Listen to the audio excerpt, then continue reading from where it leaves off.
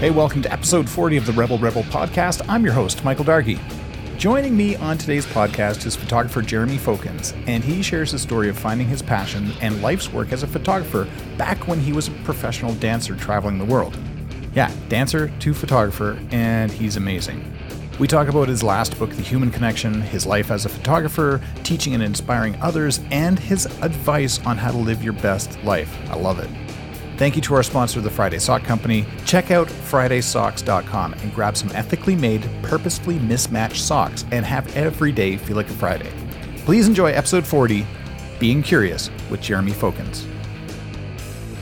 Welcome to Rebel. I'm sitting here with Jeremy Fokins, and we are in the Kensington studio of Destiny.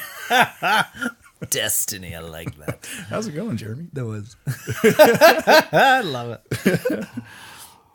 So just so people can come up to speed with who you are, what you're about, can you just give us the sort of Reader's Digest condensed version of Jeremy Fokins? Human. Yeah, human. Yeah. I guess. Yeah, my name's Jeremy Fokins. I'm a commercial and portrait advertising photographer based here in Calgary.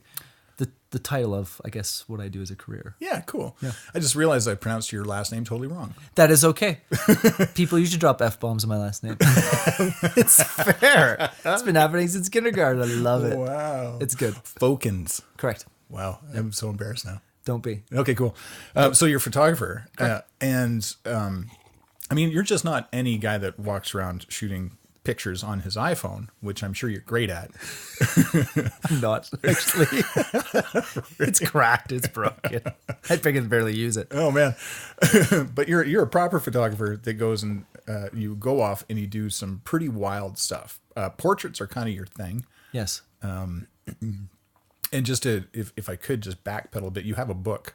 Yeah. That you published based on your travels. You went to Bangladesh and Nepal. Yes. With, and if I remember correctly, one change of clothes. Yes. And a bag full of camera gear. It's pretty much it. Yeah. And you just sort of roamed, the hills. Exactly. Yeah. Wow. Yeah. It was, that happened in 2011. The book was it was this wonderful thing that came out of it. But to sort of backpedal. Yeah.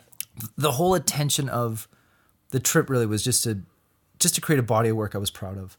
I just made the conscious decision of ending my dance career. I was a dancer before I was a photographer. Whoa. Yeah. So I knew that. Yeah, that's okay. So when I was making this transition of dancer now into being a photographer, I traveled a lot as a dancer.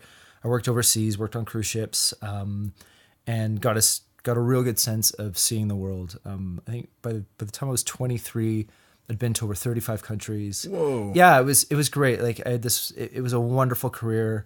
I got paid very well. It was great. Like it was a dream job. No kidding. I had great cast members, in all the work, in all the jobs that I got to work on. It was great.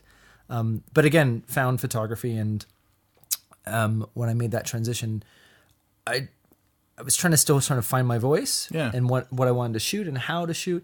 So I thought, well, I love to travel. So I decided to go to Bangladesh. Specifically why was just no one usually goes there. And right. The only things you really hear about the country are sort of bad, yeah. Impoverished, floods, typhoon seasons and things like that. But yeah, I just had this urge to go to Bangladesh and Nepal and kind of trusted my gut. Yeah. Booked a one-way ticket. What? Yeah, didn't book a return flight, and decided to just get as far away from sort of the big hubs and whatnot, and try and explore the country and really get a good sense of what the people do, the industries. I was also curious about some social issues as well in some of these places. So it was just an exploration, and like I said, to build body work with no agenda, no deadlines, timelines, answering to anyone, as I was doing trying to build my client list as a photographer as well in Calgary. And then, went and tried to shoot every single day. Found myself in some really interesting places and areas, environments. And okay, so the book is called The Human Connection. Correct. And I mean, you're such a personable guy. Thank you. You seem to, you have this ability to sort of make people feel at ease and be themselves around you. And did you find that helpful when you were, meeting these people? Because I think a lot of people would be a little worried or scared. They're going into this whole new environment with people that maybe don't even speak the language. Yeah. So how did you sort of approach that? I'm not gonna lie. Like I was very nervous. Yeah. I've been to other countries where you don't speak the language, and I've sort of created this sort of, not process, but you just gotta, my biggest thing is I trust my gut first and foremost when I go to a place. Second, to kind of overcome a bit of those barriers with those challenges like the language. Yeah. I try and learn some phrases and things like that when I go to a country. So at least I have something even just as simple as, hello, my name is Jeremy. Just so it kind of breaks the barrier. And then, sorry, the other part of your question, sorry? Oh, I was so lost. That's in okay. Lost in it. Making people feel at ease. Yeah. And sort of, were you nervous? Yes, you were. When you approach it, and I guess maybe corollary to that is your camera one of those things that makes people feel at ease in, is that a bit of a translator itself? Sort of. Okay. The camera actually doesn't make people feel at ease. The camera immediately actually puts people on guard. Oh. So a bit of my process is, I don't even pull out the camera when I start meeting people in some of these places. Because I had so much time specifically in Bangladesh and Nepal, I use that as my strength. So I could spend time with these people, create a bit of a rapport. No agenda. Exactly. Yeah. And then when I thought it was time or it was ready, or when I've communicated my intentions, then I could bring out the camera, and then there was it was easy. Right. People trusted me. You've earned that trust and you've gained it. Right. I like to think that, I'm a personable guy, and but I generally feel with anyone that deals with people, I think you just have to be genuine about your interest in people. Sure. I think if you have these alternative ideas or your own agenda, right? For ulterior motives. To exactly. People can sense that. It's like a used car salesman. Right. It's that phrase, right? You're like, you seem like a car. Like, what are you trying to sell me? Like, what are you trying? Right. What's your motive here? And I don't believe that's what. That's what. You got to have intention. You got to have a genuine intention for, I think, anything that you do. Yeah. And then I think that comes across. Like, people can feel that. Yeah, for sure. Yeah, that's what I believe. That's awesome. So I said before we started recording that I have so many questions. Yeah. And I had totally forgotten that you were a dancer. Yeah. Which is so cool. Thank you. How did you go from, why photography, I guess, is what I want to know. Like, you're in the arts. Yeah. So I guess it's not a huge leap, but photography is. Excuse me. That's right. Photography is kind of, it's a radical departure, I would think. Yeah. Why photography? It happened. It was interesting, actually. I can remember the exact day. In the island of St. Martin. We were on the St. Martin, separated by two, the French side and the Dutch side. We were on the French side. We was having dinner dinner and lunch with the cast. We were in port, enjoying the day, and it was just this strange feeling. And it's going to sound so cheesy and stupid, but I'll be honest. It was kind of like this epiphany, where we were leaving and the sun was sort of setting, and God, this sounds so stupid, but it was just this moment where, this urge to start taking pictures. Wow. And I remember saying it out loud, and the next day I remember we were in another port. I think we were in St. Thomas the next day, or St. John's. And I just started taking more and more pictures, and I really enjoyed this process. And at the time, it was just this 35 mil point and shoot camera. Yeah, I had no idea, but I really started enjoying documenting where I was traveling as a dancer. As that kind of happened more and more over time, because worked on a ship for over 5 years. So you're going to all these different places. Yeah, constantly, and seeing these and interacting with locals and with other tourists and going off and exploring other areas. And I really just enjoyed it. And I thought, well, why not, if I'm in these places, let's document it. Yeah. And I really enjoyed this process. And then as time sort of went on over years and 2 years, I found this interest in photography just grew and grew and grew. And I actually found myself more interested in taking pictures than I did my own, I guess, investment in my career as a dancer. And I knew, and every dancer knows this when they go professional, you have a cutoff time in terms of your body because your body breaks down. Yeah. From there you can go on to directing, you can go into choreography, you can go on to any sort of path in the arts. But as physically, you cannot usually, as a professional, dance forever. So this was just something that happened. Yeah. I really enjoyed it. It just felt really good. Wow. And then started to shoot more. And then I went at one time in Vancouver before we did the Alaska run. I went to this camera store in a mall. I think it was Pacific Mall, and pointed to a camera, and the guy sold me a camera. And I'm like, yeah, this feels fine. I don't know what I'm buying, but whatever.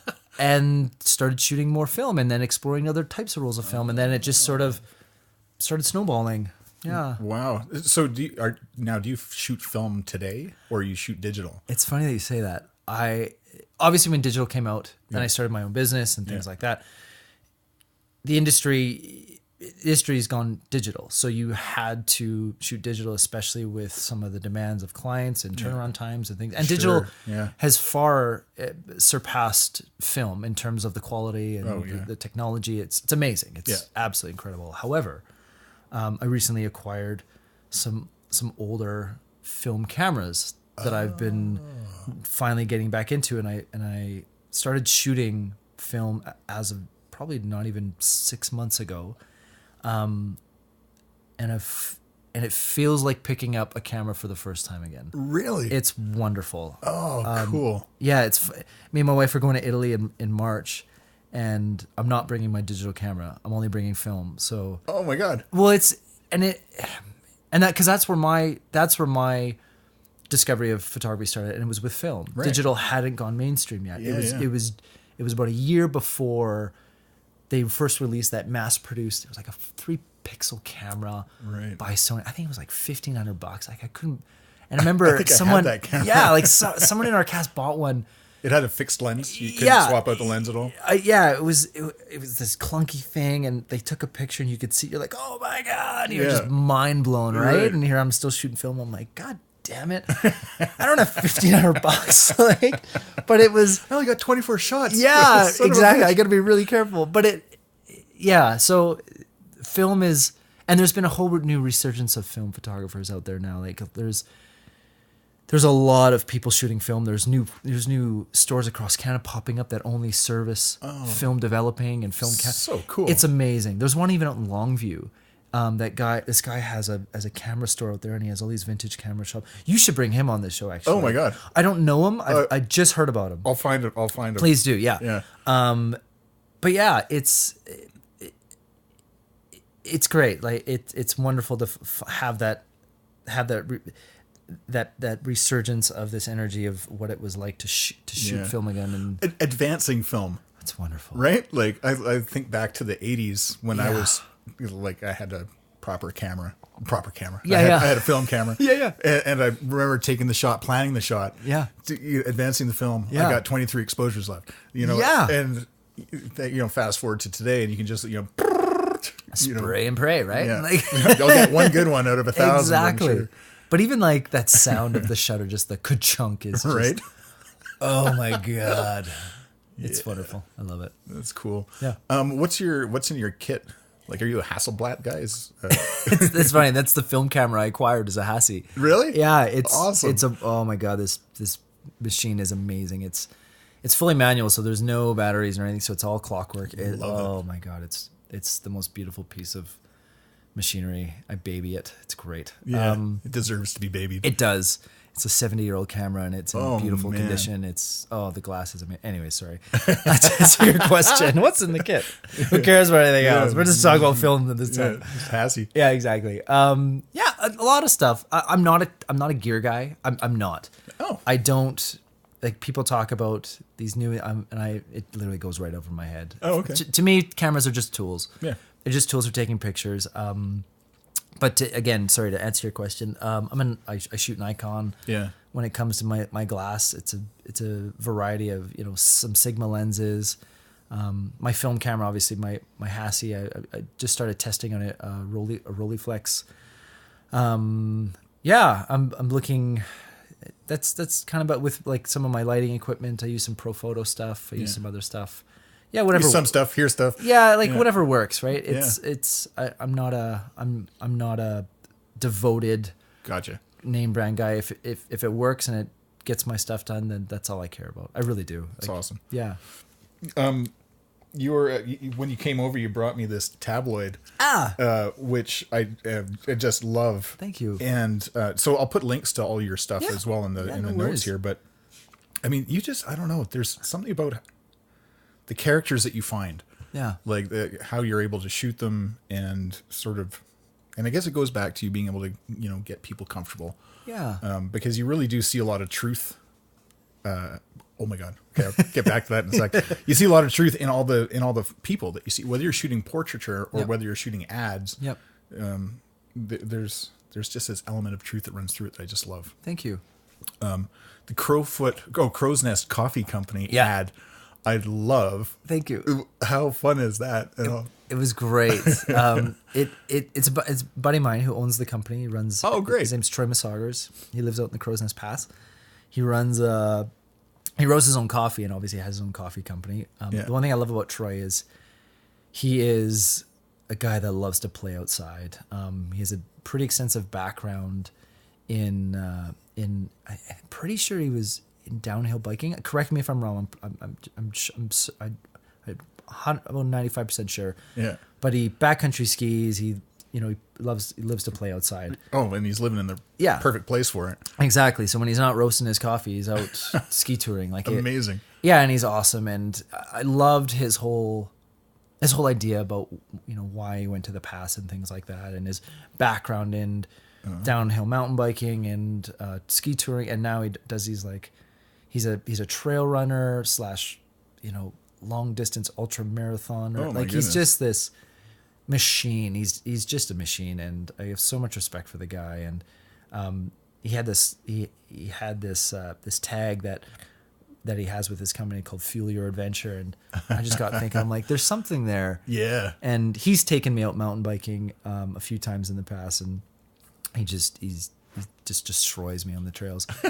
And so I came up with this idea of creating these mosaics, but using sort of negative space to create a kayaker and a downhill mountain biker using coffee from a top-down vantage point. I'm not doing a great job describing it. Man, well, I'll put links. Yeah. As soon as I saw those, and I saw them on your site, I mean, I love simple art and negative space. It's one of my favorite things in the world. Sweet. And I don't know, who did you do the coffee art? Who, really? Yeah. You arranged the beans? That's in camera. Yeah. That's all done in camera. Yeah. So there's about 4 pounds of coffee there. So it's big. God, how did you? So I'm not going to divulge exactly how I did it, because I love this sort of, it's the problem solving that I think, a lot of people think that as photographers we just take pictures, but the biggest thing is actually we problem solve. Yeah. We need to solve problems, whether it's a brief or whether it's how do we execute something. Right. In terms of technically. God. I worked with a friend of mine as well who helped me come up with sort of the illustrations, the shape. Yeah. And then we built those and did them all in camera, very limited Photoshop. Because it was fun. It was a bit of an exercise as well for me. We could do this digitally, or we could do this properly. Practical. Yeah, very practically. It took us 12 hours to get 4 shots, but it was wonderful though. Yeah, because it is so good. Because if a client, again, and I'm just kind of going off on the little bit of a business end, but a client comes in and be like, oh, that's great. how'd you do it? Be like, well, that's actually in camera, and there's this. Okay, there's this isn't just a digital rendering. This is something that you built, which is I think is really important. I think, and I think it creates a little bit of value, especially for a client that's looking for that sort of attention to detail. Well, it stands out. Yeah. Right. As soon as you see them, and when people are listening to this and they go check out your site and they see it, they'll be like, oh, there we go. Yeah. That's why, because it's amazing. Thank you. Because shooting food is hard, I'm told. Yeah, and then I'm not a food photographer. Yeah. By like no way. Like it, I have so much respect for even just still life in general. Like people that do product stuff. Yeah. It's a whole nother beast. Like a whole nother beast. But yeah, I liked Troy's story, and I thought we could do something really fun and creative. That's great. Something that's not going to require a lot of lighting and plating and things like that. So yeah, I don't know. It was a fun idea, and Wow. Well, you knocked it out of the park. thank you. Thank you. Damn. Yeah. Awesome. What's next for you? I mean, you just got back from a crazy photo shoot yesterday. Yes. Right now I'm working on. It's actually been going on. This will be year 5. So I'm working on a project called Back to the Land, and I'm photographing people from small towns and remote areas across the country. Oh. So it's a self-funded project. It started in 2014. Yeah. With this idea of showing a different side of Canada. So going back to the travels, been to many countries. I've photographed people in all sorts of corners of the globe. But I thought, this is interesting. I come home, and I've never actually really explored Canada. I've never actually really seen my own country. Wow. So I thought, well, this is interesting. Maybe there's something there. Maybe the same approach that I've done in places like Bangladesh, Nepal, Rwanda. Yeah. Maybe we can take that same process or approach and do it here. Wow. And so I thought, okay, in 2014, I'm going to give myself 2.5 weeks. Yeah. I'm going to go and explore parts of central Alberta and southern Saskatchewan and just see if I can meet people organically, randomly, and find people with interesting stories. So we did that. And it was very surprising. Really? Yeah, I found a lot of interesting individuals, people that were more than willing to sit for me and share their stories and have conversations. And then from there, every year now I probably spend anywhere from 2 to 6 weeks per year hitting the road. I sleep in the back of my truck. I do it very frugally, and tell the stories of Canadians. It's a different side of Canada that I want to share. Yeah. There's some great stories, obviously, of people and entrepreneurs and CEOs and stuff in our big cities. But when you get outside of sort of these urban centers and you head into the rural parts, there's this whole different energy and vibe out there that's just wonderful. Wow. And I want to show that. I want to share these people that sort of going to get left in the wings. Right. It's a bit of a homage to the Canada that I see. And I think it's something that we should honor and acknowledge, because essentially these are just as important people that make this country what it is today. Yeah. So that's what I'm doing, and it's going to be probably another 5 to 7 years before it's finished. Wow. It's long term. It's a fully long term. That is so cool, though. Thank you. What a great way to approach life. Yeah. Right? And it is something, it's one of those things where, it's great running a business. It's great shooting for clients, and I love it. Yeah. Sometimes though, it's nice to, get outside of that, that bubble and that business side, and, remind yourself why we do what we do. Right. Whether you're a designer, whether you're an architect, or whatever you are. Yeah. And do some of those creative, journeys. Yeah. If you want to call it that. And for me, it's going into villages of 50 people and being like, who wants a picture? That's wicked. It's fun. It's hard. Like there have been some like hard areas to get into, and some, oh my God. What's the most remote so far? It's a really good question. Most remote. recently in May of 2018, I was in some northern places in northern Alberta on the cusp of like Northwest Territories border. Oh, okay. Like way up there. Yeah. Some really far places in northern BC, another place called Gingolith, which is a reserve, which is essentially at the end of the road before you actually get up into Alaska border, just below Stewart, BC. Jeez. In an inlet. That was wonderful. We saw. It must have been beautiful. Oh, it was amazing. Yeah. I brought my wife on that leg of the trip, and she was. Oh, we had such a great time. It was wonderful too. But I remember we were hiked up one part of this one area in Gingolith, and we looked over. We could see our campsite along the river. Well, I wouldn't even call it really a campsite. It was just a patch of dirt, but we could see there was a grizzly in the river, right, like 10 feet away from our campsite. Oh my God. Oh yeah, like we lost count. Just bears alone in that area. We lost count after 30. We tried to counting all the wild. Oh, it was amazing. Like wow. We had such a wonderful time, and it's amazing what happens when. And I tell this to people all the time. You know, people say, how do you go to these places or find. I'm like, literally get a paper map. Don't use Google. Right. Get a paper map. Find a gravel road and just drive down it and see what happens. And that's the approach that I've done with Back to Land is find a gravel road and just drive down and see what you find. Oh my God. It's fun. It is it's probably not the most efficient way of doing it. Yeah, but it's, I think, the most honest way to do it, because then you find, these little pockets of amazingness. Yeah. And it's just wonderful to just, I don't know. It's like when there's sometimes this, people are afraid to just do nothing or be bored. And it's sometimes, it can be bored driving down endless gravel roads and things like that. Right. But there's something to be said, I think, just about being alone with your thoughts and just driving. I like it. I find it very meditating. I find it. To me that's a great great waste of a day. I don't know if that makes sense. Right. But let's say a great way to spend a day. Yeah, I think that's way better. Yeah, I like that. Because we're always rush. And, zipping around this place to that place. Yeah, I like the idea that you could take off for 2 to 6 weeks and just explore. It is fun to just explore and then discover things along the way. It's nice to be curious. Yeah, that's awesome. It is. You've got a lighting workshop coming up. I do.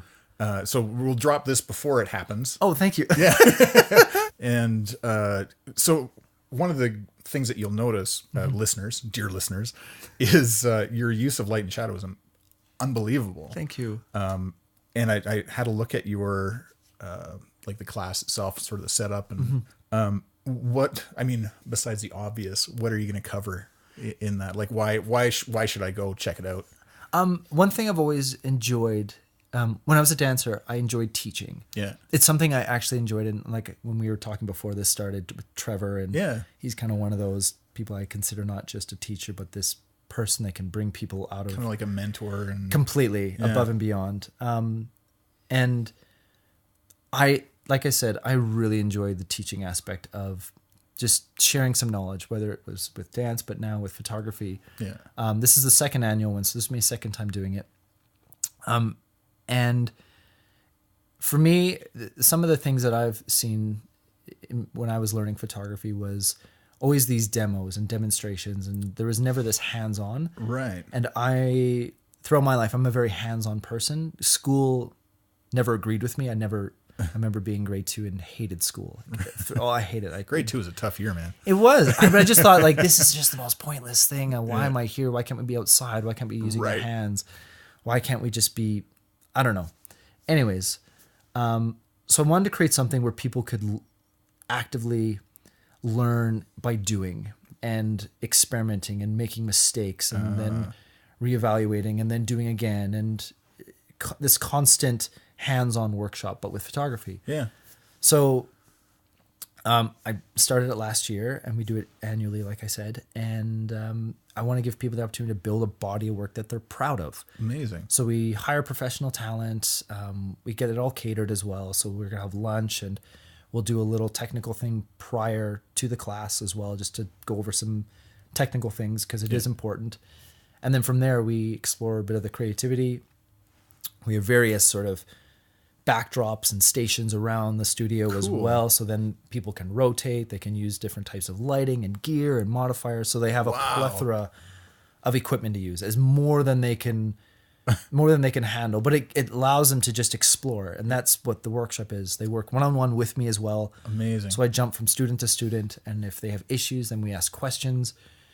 I'll stop the class and be like, hey guys, let's look at specular light. Okay, let's look at soft light. Let's look at scrims. Look at reflections. Let's look at all these things that we can use in our wheelhouse. Yeah. Everything from just using one light. So that's where it starts. And then we show what's capable of just with using one light. Amazing. And then we might bring in a second, but mostly we just start with the one light. Yeah. Because a lot of my work is just one light based, and it's usually a common question. How did you light it? And be like, well, actually, it's quite simple. We try not to overthink it. Yeah. It is a lot of information in one day, but once from the first one I did, the students, they loved it. They loved it. They actually built portfolio pieces. Wonderful. Stuff that they could use for their website and things like that. Well, and to have models in there and stuff that you'd have to pay a handsome penny for. You would. Yeah. And the studio setup, I mean, my God, it sounds, can I ask how much it is?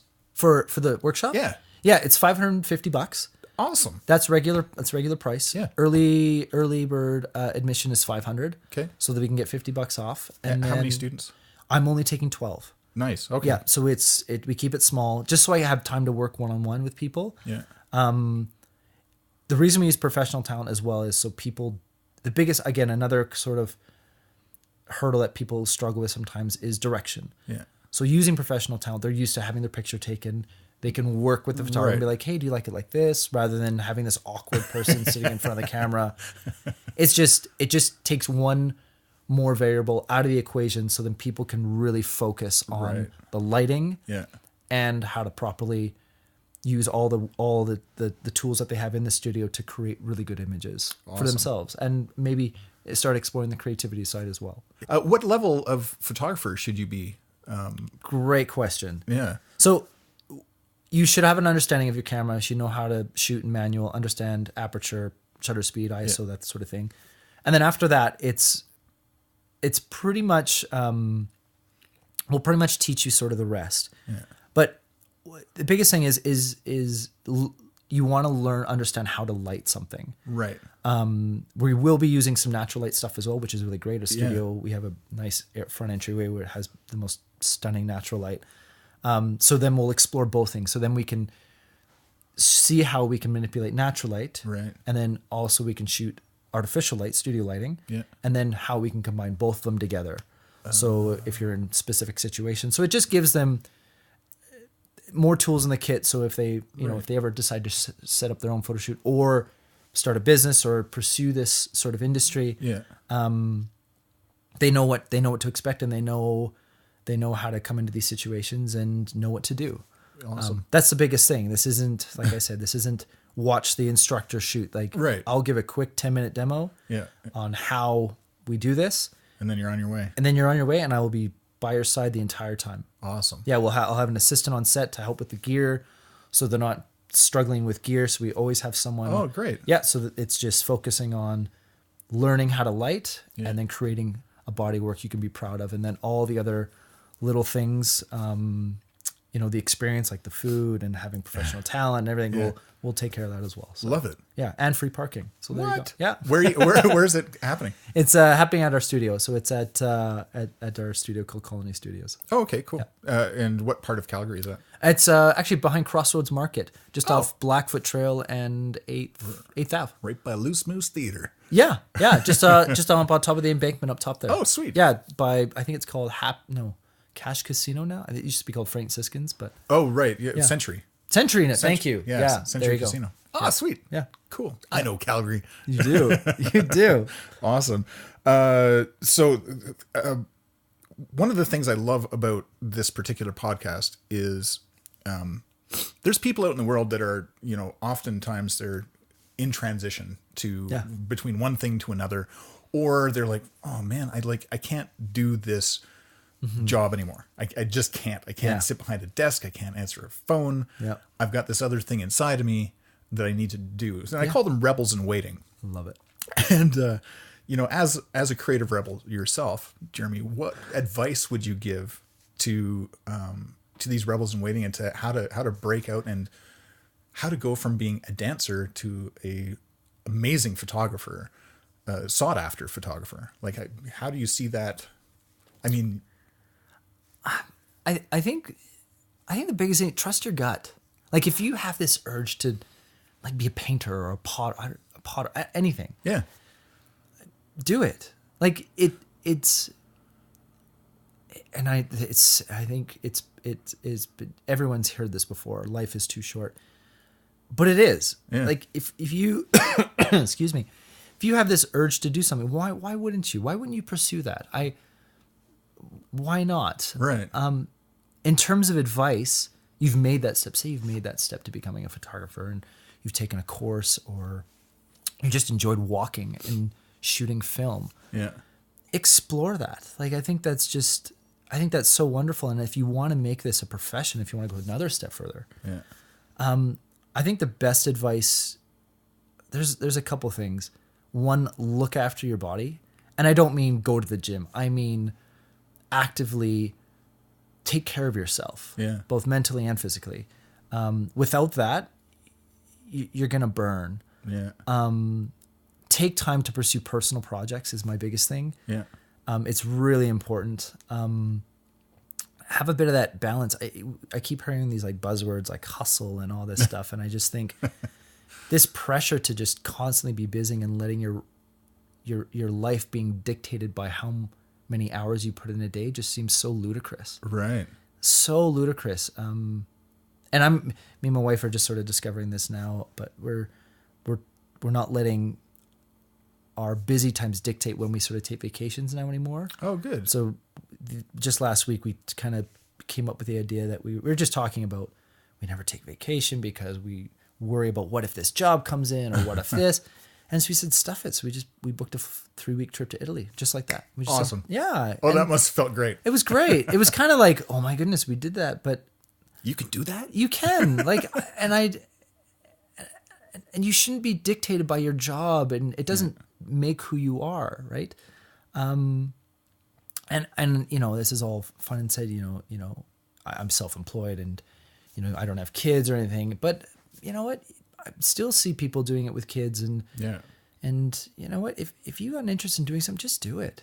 Yeah. Like just go out and do it. Don't wait for it to happen. Don't wait for the phone call to ring. If you want to be a professional at something else, like just go and do it. It's worth it, and it's wonderful. And once you start doing it, it's great. You wonder why you didn't do it sooner. Yeah, you will. Yeah. You really, really will. And like I said, it's one of those things. Life is way too short. It really is. Yeah. I'm only 35, but I know for me and my wife right now, it's just no. We're I'm not gonna wait anymore. Yeah, good man. It's time to shoot. It's time to shoot film again. It's time to go travel some more. It's time to, photography doesn't define who I am. A close friend of mine. Interesting. He said, he's like, if you didn't have photography, who are you? And I couldn't answer. And it was kind of a bit of a scary question, because I essentially let this title define who I was. And Yeah. and so I'm just kind of exploring that, like, who am I without photography? So I have an answer for you. yeah. I think you're an explorer. Thank you. Who's afraid of the cold? Cold is gross. Yeah, it is. It is. To But, heck with cold. But yeah, I think that's the best advice I can give anyone. I think look after your body, like I said, physically and mentally. Yeah. It's what you need, right? Yeah. And if you want to do something, just go do it.